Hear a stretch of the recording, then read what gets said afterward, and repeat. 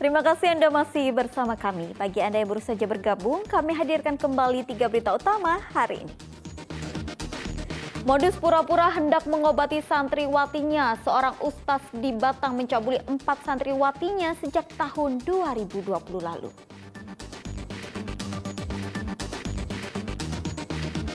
Warga desa Kalibening di Banjarnegara memanfaatkan gas alam gratis untuk memenuhi kebutuhan sehari-hari. Atasi krisis air bersih, mobil patroli polisi disulap menjadi mobil tangki air.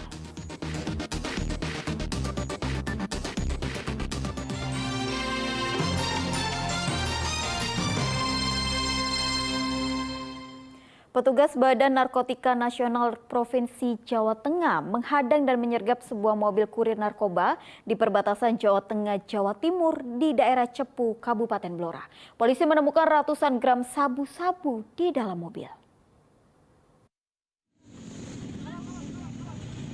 Pasangan Doni Caturyanto dan Lucy Nandia Wardana tidak berkutik saat mobil mereka diadang dan disergap petugas BNN Provinsi Jawa Tengah di perbatasan Jateng Jatim, Jalan Raya Cepu Surabaya di Kabupaten Blora.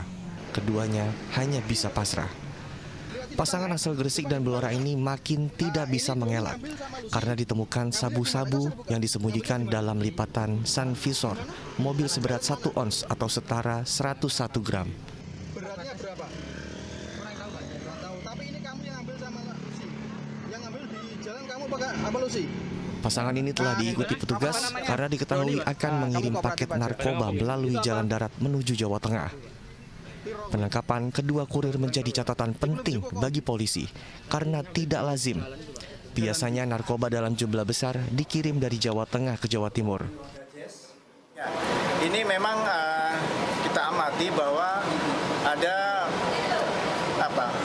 pergeseran atau pergerakan yang baru untuk wilayah Jawa Tengah, bahwa yang berhasil kami ungkap kemarin itu masuknya dari wilayah Jawa Timur dibawa ke Jawa Tengah. Nah, ini baru kita alami atau kita ungkap pada tahun ini, dan yang menjadi wilayah tujuan adalah Blora. Yang satu lagi kan pengiriman paket dari Medan yang dialamat ke wilayah Blora. Begitu pula dengan peredaran sabu dari Kediri melintas wilayah perbatasan Jawa Tengah Jawa Timur kemudian menuju ke Blora. Untuk mencegah penyalahgunaan barang bukti, 1 ons sabu-sabu langsung dimusnahkan dan hanya menyisakan sampel untuk kepentingan proses hukum kedua pelaku.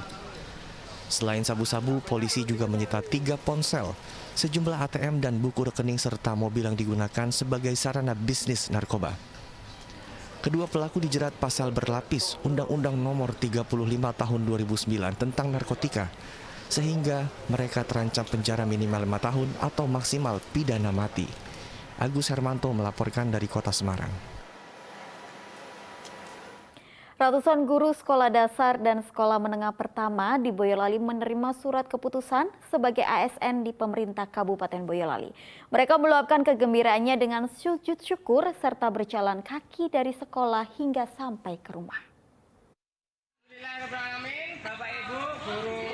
Rasa bahagia terpancar dari ratusan guru SD dan SMP di Boyolali. Sebab mereka baru saja mendapat SK surat keterangan sebagai ASN P3K di Pemkab Boyolali. Ratusan guru ini pun sujud syukur di alun-alun kidul, bahkan seorang guru agama bernama Yunan Al-Ma'arif dari SMP Negeri 3 Teras melakukan nazarnya, berjalan kaki sejauh 8 km dari sekolah menuju rumahnya di Desa Gatak, Sanggung, Sukoharjo. Sebelum berjalan kaki, Yunan terlebih dahulu berpamitan kepada sesama guru di sekolah tempat ia mengajar. Yunan merupakan salah satu guru honorer yang diangkat dan dilantik menjadi ASN di Pendopo Gede pada Senin kemarin. Ia sudah 14 tahun mengabdi menjadi guru honorer. Teman kita diangkat menjadi pegawai negeri sipil P3K dan saat ini memperoleh SK. Dengan nazarnya ketika dia diangkat, dia mau berjalan kaki dari sekolah menuju rumah, gitu. Dengan nasar ini, semoga perjalanan hidupnya pun juga tulus, ikhlas, dan bisa melaksanakan tugas pokok fungsinya dengan baik. Pemerintah Kabupaten Boyolali telah mengangkat dan melantik 377 guru honorer. Dari jumlah tersebut, 361 diantaranya merupakan jabatan fungsional guru SD dan SMP, sedang 16 orang lainnya menjabat tenaga teknis. Yulianto melaporkan dari Kabupaten Boyolali. Berawal dari rasa ingin berbagi kepada sesama, sebuah perkumpulan jemaah pengajian membuka warung makan gratis di Salatiga. Beroperasi dari hari Senin hingga Sabtu, ratusan warga dari berbagai kalangan makan di warung. Di Jalan Imam Bonjol, Kota Salatiga, sejumlah relawan dari jemaah pengajian membuka warung makan gratis. Mereka berpasangan, mulai dari siswa sekolah, warga setempat, hingga pengemudi ojek daring. Dalam satu hari, pelanggan yang datang bisa mencapai 150 orang. Makanan yang disediakan juga bermacam-macam. Dalam satu hari, warung gratis menghabiskan 8 kg beras dengan aneka jenis lauk dan pauk, seperti daging ayam, tempe, tahu, telur, dan lain sebagainya.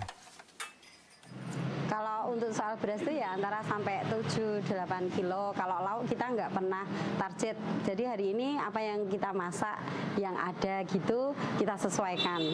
Yang jelas paling enggak itu lauk itu ada 2-3, kalau sayur ada sampai 4. Jadi paling enggak itu 6 sampai 7 macam lauk. Ya.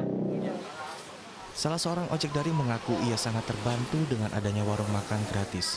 Apalagi jika orderan ojek sedang sepi. Satu rezeki yang tak terduga kalau memang untuk tiap harinya buat kami para driver juga, untuk kalangan yang lain mungkin yang membutuhkan. Karena kan ini kan kadang kalau dilihat kan kayak kita itu kan order juga agak sepi ya. Alhamdulillah terbantu banget. Iya. Warung makan gratis beroperasi setiap hari Senin hingga Sabtu, mulai pukul 10 pagi hingga pukul 1 siang. Yulianto melaporkan dari Kota Salatiga. Gimana Pak?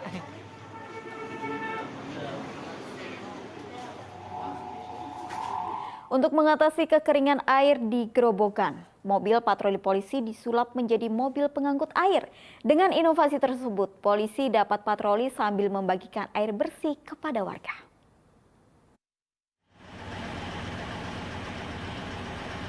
Sudah 2 bulan Kecamatan Grobogan dilanda kekeringan. Hal itu menyebabkan warga sulit mendapatkan air bersih karena sumur mereka mengering. Untuk mengatasi hal tersebut, Polsek Grobogan memodifikasi mobil yang bisa mengangkut air bersih. Mobil patroli ditambahi tandon air yang ditempatkan di bagian bak belakang mobil. Air bersih ini kemudian disalurkan kepada warga setempat. Warga pun merasa senang mendapat bantuan air bersih, karena biasanya mereka harus membeli air bersih seharga Rp135.000 per tangki.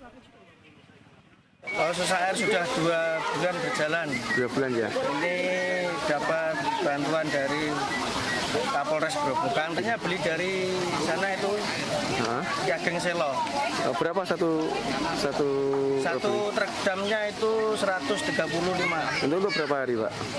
Itu paling untuk 2 minggu. Kalau ternaknya banyak ya untuk 1 minggu. Bila mana ada masyarakat membutuhkan bisa menghubungi polsek terdekat ataupun polsek Grobogan. Untuk sedianya kita langsung mendorong terkait kebutuhan air bersih tersebut rumah ke rumah. Demikian. Saat ini di Grobogan ada 44 desa yang dilanda kekeringan. Polisi ambil bagian untuk menanggulangi kekeringan bersama BPBD dan PDAM. Arif Nur melaporkan dari Grobogan.